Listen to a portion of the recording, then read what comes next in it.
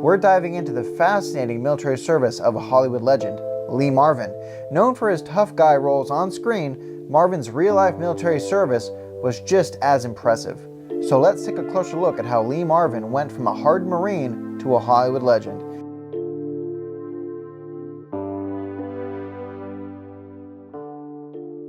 In 1944, a 19-year-old Marine walked into a jungle ambush on a Pacific island.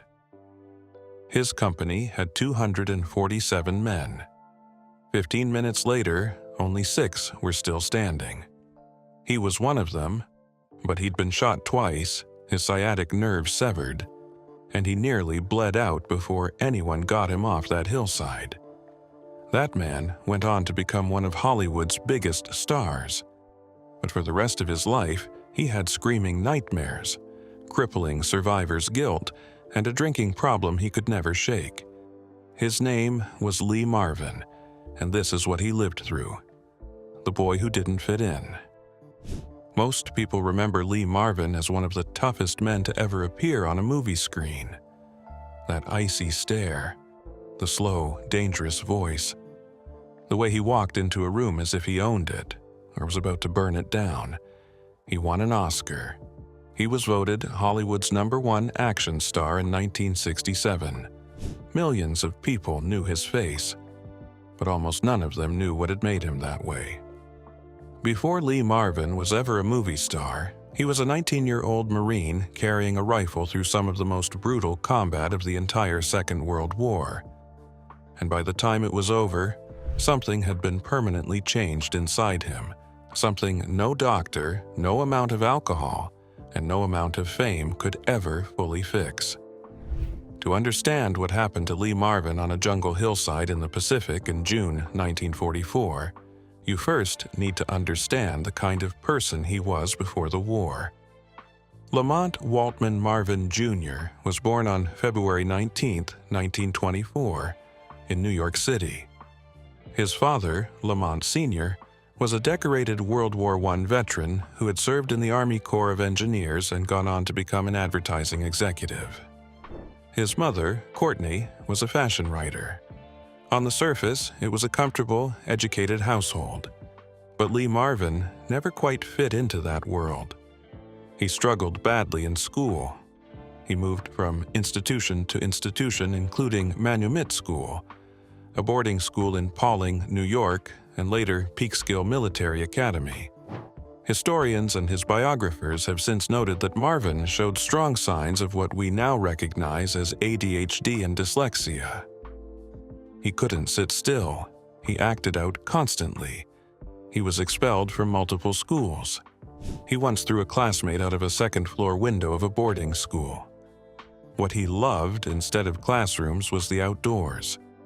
He later described spending his teenage years hunting deer, puma, wild turkey, and bobwhite in the wilds of the then uncharted Everglades. He was a physical kid in a world that kept asking him to be still and academic. It wasn't a great fit. He ended up at St. Leo's College Preparatory School in Florida, but he dropped out of that too. By the time he was 18 years old, Lee Marvin had no diploma, no job, no plan, and no clear future. Then Japan bombed Pearl Harbor on December 7, 1941. And like millions of American young men, Marvin suddenly found something that felt like a calling. He went back briefly to finish enough schooling to qualify for military service. Then, on August 12, 1942, against his father's direct wishes, Lamont Waltman Marvin Jr. walked into a recruiting office and enlisted in the United States Marine Corps Reserve. He was 18 years old. He had no idea what was coming. Becoming a Marine and sniper. Boot camp at Parris Island, South Carolina, is designed to break you down and rebuild you. For Lee Marvin, it may have had the opposite effect. He thrived. The discipline, the physical demands, the weapons, all of it fit the way his brain worked far better than any classroom had. His father had taught him and his brother Robert to handle firearms from a young age. At Parris Island, that background paid off. Marvin qualified as a sharpshooter, but he missed expert status by just 1 point. He went on to train further at the New River, North Carolina Marine Base, where he was promoted to corporal and received instruction in demolitions. He wasn't perfect, though. Even in the Marines, that rebellious streak got him in trouble. Some minor disciplinary incidents saw him demoted back to private, confined to barracks, and assigned to a month of mess duties. By the time he was shipped to the Pacific, he was not the rank he'd earned. He was Private Marvin, but he was exactly where he wanted to be. He was assigned to IE Company, India Company, 3rd Battalion, 24th Marine Regiment, 4th Marine Division, a scout sniper unit. His job was some of the most dangerous work in the entire Pacific campaign. As a scout sniper, Marvin would be sent out ahead of the main force, often at night, lowered from a ship in a small rubber boat, and dropped alone or in a tiny group on enemy-held beaches to gather intelligence before the main landing force came ashore. In darkness, completely alone, on islands full of Japanese soldiers. In January 1944, the 4th Marine Division shipped out for the Pacific to take part in Operation Flintlock, the invasion of the Marshall Islands. This was the beginning of what would become for Marvin an almost unimaginable stretch of combat experience. Over the course of 6 months, Lee Marvin participated in 21 amphibious assaults on Japanese-held islands. 21. That number is not a typo.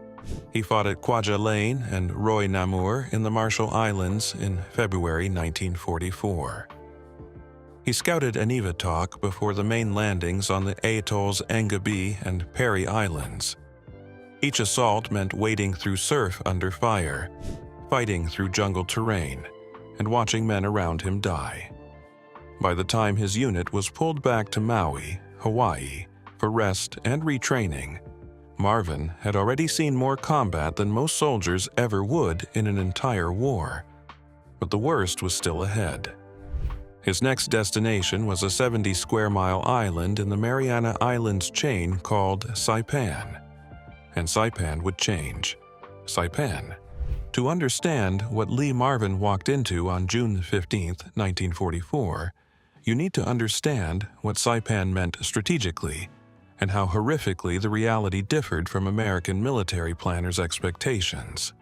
Saipan was essential. The island was close enough to Japan's home islands that B-29 Superfortress bombers, the largest and longest-range bombers the United States had at the time, could fly directly from an airbase on Saipan and strike Tokyo. American commanders needed that airbase. The Joint Chiefs of Staff had moved up the invasion date to June 15, 1944, just 9 days after D-Day in Normandy. The entire Pacific War strategy depended on taking Saipan. American intelligence estimated that the island was defended by around 15,000 to 18,000 Japanese troops. The actual number was roughly 32,000, more than double the estimate. Those soldiers were battle-hardened, well-armed, and waiting in fortified positions on high ground that gave them a commanding view of every American approach. On the morning of June 15, 1944, over 500 ships carrying more than 300,000 men assembled near Saipan's shores. The 2nd and 4th Marine Divisions, along with the Army's 27th Infantry Division, began the amphibious assault. Lee Marvin's 4th Marine Division landed on the right flank of the assault. The Japanese were ready. They had pre-zeroed their artillery on the beaches. They had machine gun nests dug into the cliffs. In the first day alone, the attacking Marines suffered approximately 3,500 casualties. By the time darkness fell, 20,000 Americans had gotten ashore, but the cost had been catastrophic. The fighting then moved inland, into some of the most brutal terrain imaginable.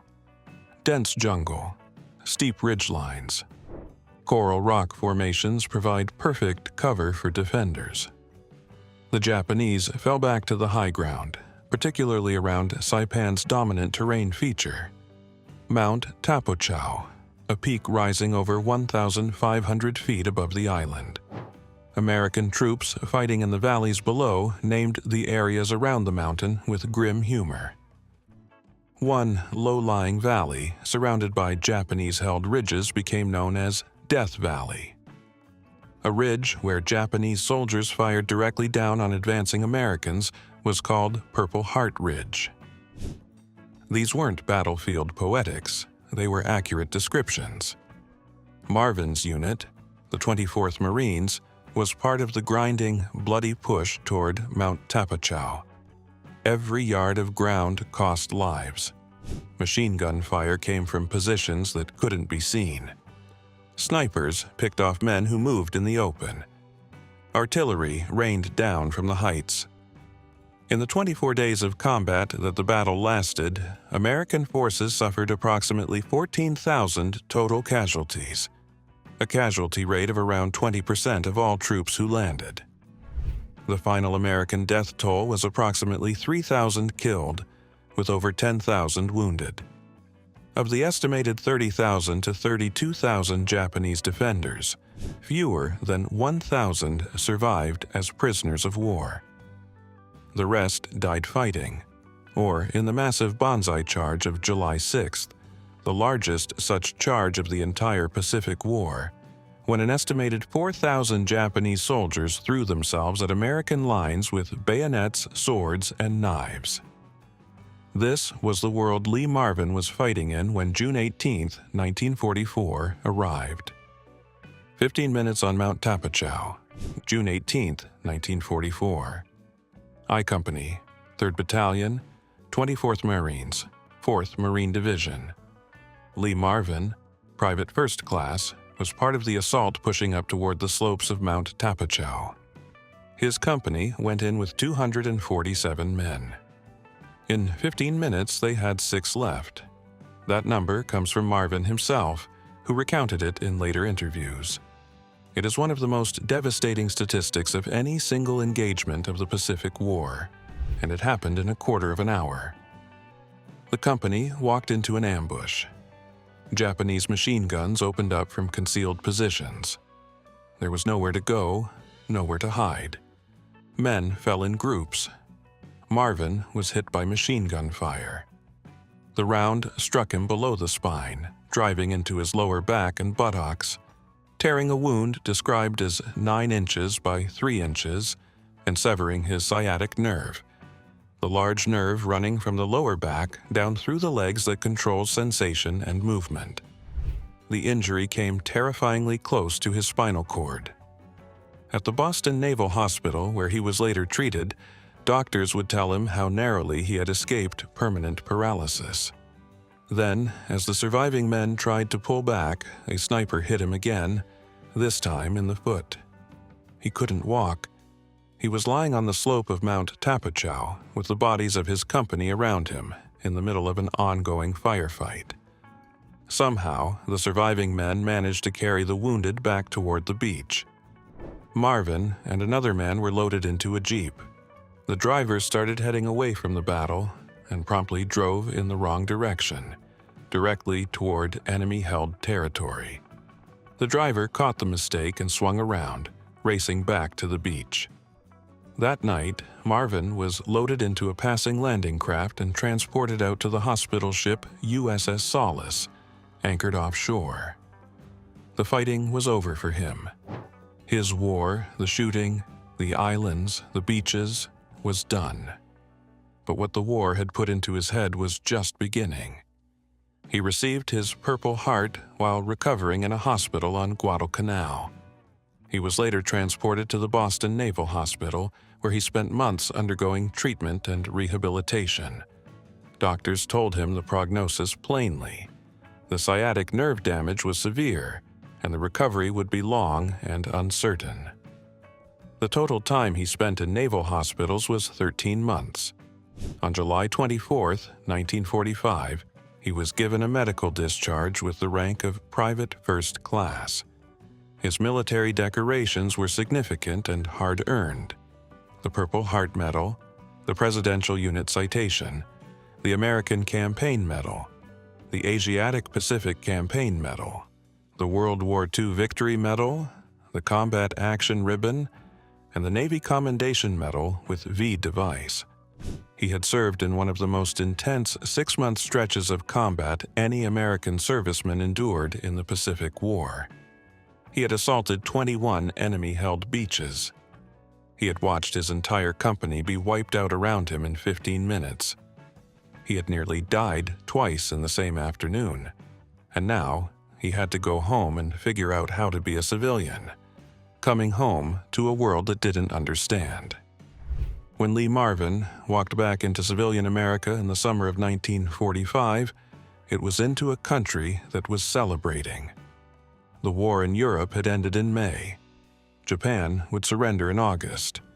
There were parades, ticker tape, and cheering crowds.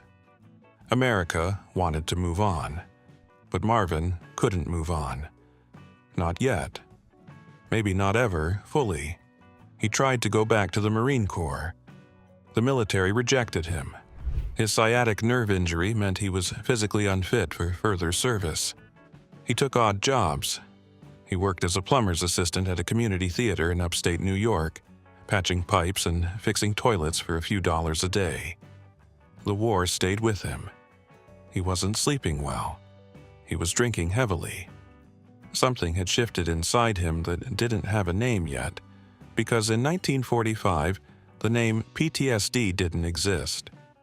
The condition wasn't formally recognized by the American Psychiatric Association until 1980, when the experiences of Vietnam veterans finally forced the medical establishment to acknowledge it.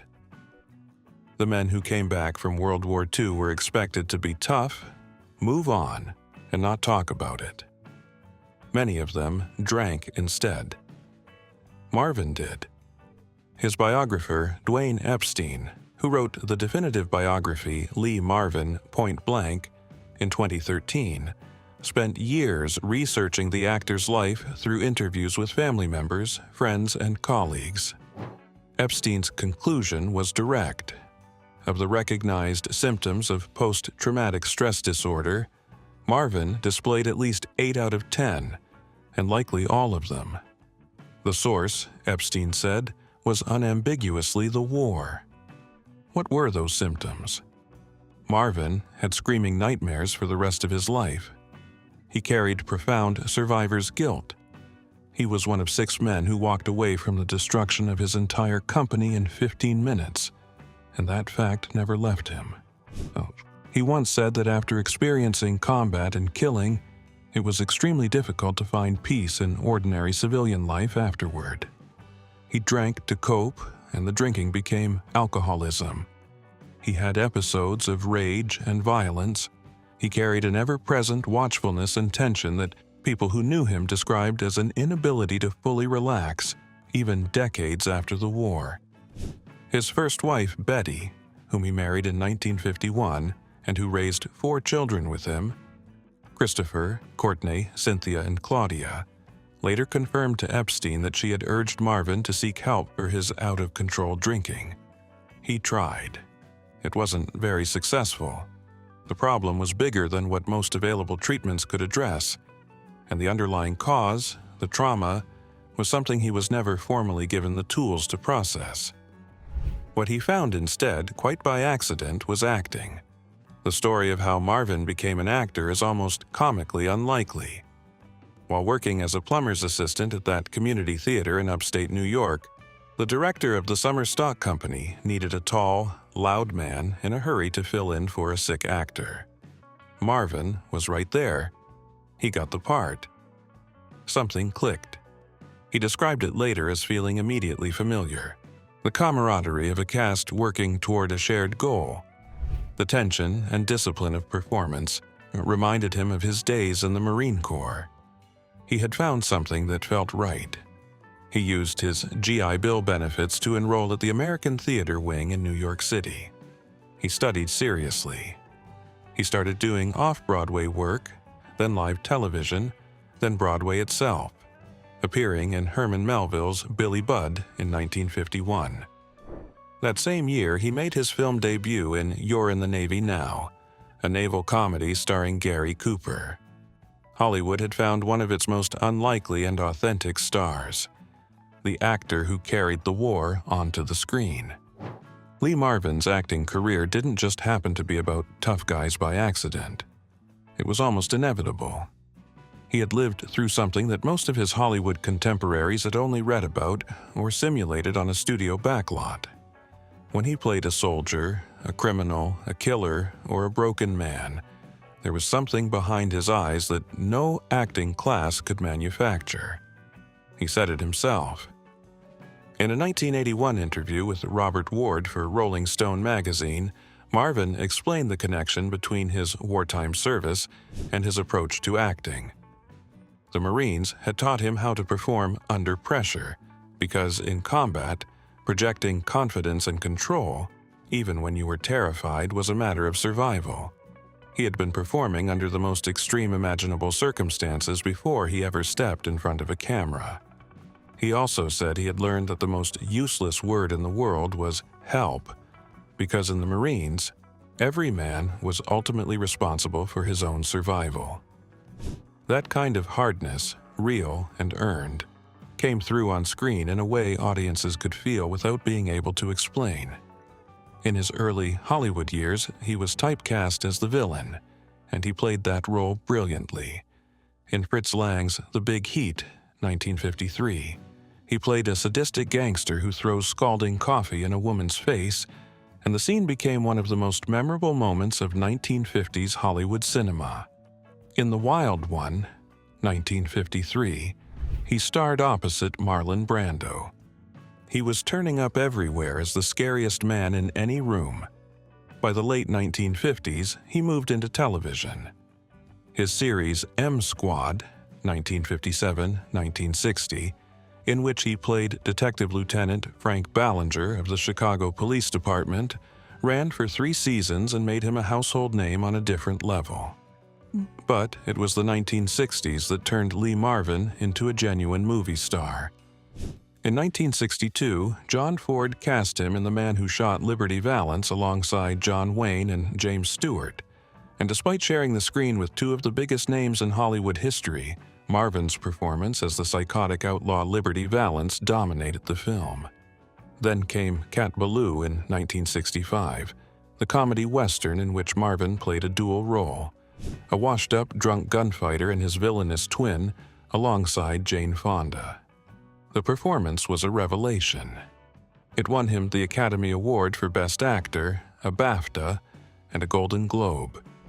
He followed that with The Dirty Dozen, 1967, one of the most successful war films ever made, in which he played the hardened Major John Reisman, commanding a group of military convicts on a suicide mission. In interviews, Marvin said his approach to the role came directly from his experience as an enlisted man. He played the officer the way he, as a private, had always wished officers would behave. There's an important detail from the filming of The Dirty Dozen that reveals how much his military experience was always just below the surface. When Marvin arrived on set and discovered that his fellow actors had no real idea how to handle weapons, he took it upon himself to fix that. He acquired M1 rifles and ammunition. He ran target practice off-set. He had them learning how to break down and clean their weapons. He sent them home with rifles overnight. He was not playing a soldier. He was being one. His friend and director John Borman, who worked with him on Point Blank, 1967, and Hell in the Pacific, 1968, described him simply as always Lee Marvin, a drunk recovering from the trauma of war. That is not a condemnation. It is a precise description. The war was always present. The alcohol was the daily evidence of it. The PTSD that never left. Here is the painful, central truth of Lee Marvin's life. The man who appeared so utterly in control on screen, so cold, so composed, so physically commanding, was fighting a war inside himself that never ended. The symptoms were visible to everyone who knew him. He was a heavy drinker throughout his adult life. he was an admitted alcoholic. He had episodes of rage and brawling. He once took a swing at comedian Don Rickles outside a famous Hollywood venue. And stories of his unpredictable volatility are scattered through the accounts of everyone who worked with him. Director Richard Brooks, during the filming of The Professionals, 1966, was genuinely worried that co-star Burt Lancaster was going to physically throw Marvin off a mountain when Marvin's drinking was making him difficult and unreliable on set. But underneath the visible chaos was something more specific and more painful: the nightmares. People close to Lee Marvin described his sleep as haunted. He had screaming nightmares, not occasionally, but as a regular feature of his nights. His biographer Epstein confirmed this in multiple interviews, noting that Marvin had publicly acknowledged suffering from survivor's guilt, the crushing weight of knowing he had lived when 241 of his fellow Marines in I Company had not. He wept for the men who didn't come back. That fact, documented in multiple historical sources, tells you everything about what kind of man Lee Marvin actually was beneath the tough guy exterior. That grief never fully left him. The term PTSD would not have been available to Lee Marvin when he came home in 1945.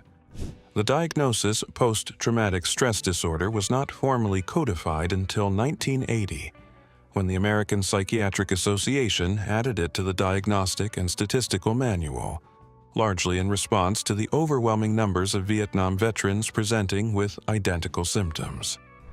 Before that, what soldiers experienced after combat was dismissed with terms like battle fatigue or shell shock, and the standard advice was essentially to pull yourself together and get on with life. Marvin's biographer Epstein, in research published after the biography was released, confirmed that Marvin eventually, in his later life, did acknowledge and accept that he suffered from PTSD. He had come to understand, by the end, what it was that had shaped so much of his behavior over so many decades. The irony, and it is a significant one, is that acting may have been Marvin's most effective coping mechanism, even if no therapist prescribed it. The structure of film production, the camaraderie of a cast and crew, the shared goal of making something together, the ability to externalize internal violence and pain through character. All of it gave him somewhere to put what war had left in him. He remained deeply, fiercely loyal to the Marine Corps until the day he died. He attended reunions of the 4th Marine Division Association. In 1986, he told a Leatherneck magazine writer that when he saw a young Marine at an airport, he thought about what that kid was doing and approved of every moment of it. He never lost his identity as a Marine, even as he built one of the most distinctive careers in Hollywood history. The drinking aged him hard. His hair turned completely white while he was still in his 40s. The deep lines in his face that made him look so compelling on screen came from a life lived at high intensity in both directions, the war that had damaged him and the career that had given him a reason to keep going. A Marine first, a movie star second. Lee Marvin died on August 29, 1987, at the age of 63 from a heart attack. He had been hospitalized earlier in 1986 with valley fever, a serious fungal lung infection, and the treatment with steroids had caused major intestinal complications, forcing him to undergo surgery. His health never fully recovered. A later hospitalization for what his spokesman described as a rundown condition ended with the heart attack that killed him. He could have been buried anywhere, besides other Hollywood legends. In New York, where he was born. In Tucson, Arizona, where he and his second wife, Pamela, had made their home since 1975. He chose Arlington National Cemetery. He is buried there with full military honors, interred beside professional boxing legend Joe Louis.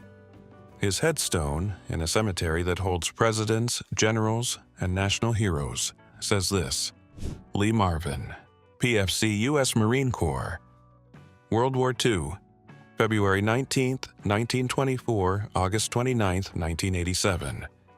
No mention of the Oscar. No mention of the Dirty Dozen. No mention of Hollywood.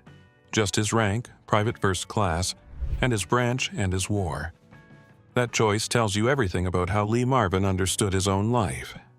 The acting career was something that happened to him, something that gave him a life and an outlet and a strange kind of redemption. But what he was, what he had always been at the core, was a Marine. A kid from New York who enlisted at 18 against his father's wishes, trained as a sniper, assaulted 21 enemy islands, survived 15 minutes that killed 241 of his fellow Marines, and came home carrying something inside him that the medical community wouldn't even have a name for until he was middle-aged. He was the most authentic tough guy in Hollywood because he had not performed toughness. He had lived it, paid for it, and carried its costs every day of his adult life. His story also functions as an important historical window into what we now understand about combat trauma. Marvin was one of millions of World War II veterans who came home from the most destructive conflict in human history and were expected to simply readjust. Many of them drank. Many of them raged. Many of them wept in the night for decades. The culture around them called it weakness or character flaws or drinking problems, because the framework to understand it as an injury, a real, medical, neurological injury caused by extreme stress and trauma, simply didn't exist yet. Lee Marvin had PTSD.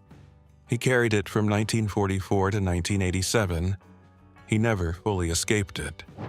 But he also never stopped being a Marine, attending reunions, holding his military service as the truest and most important thing he had ever done, demanding the kind of authenticity in war films that could only come from someone who had actually been there.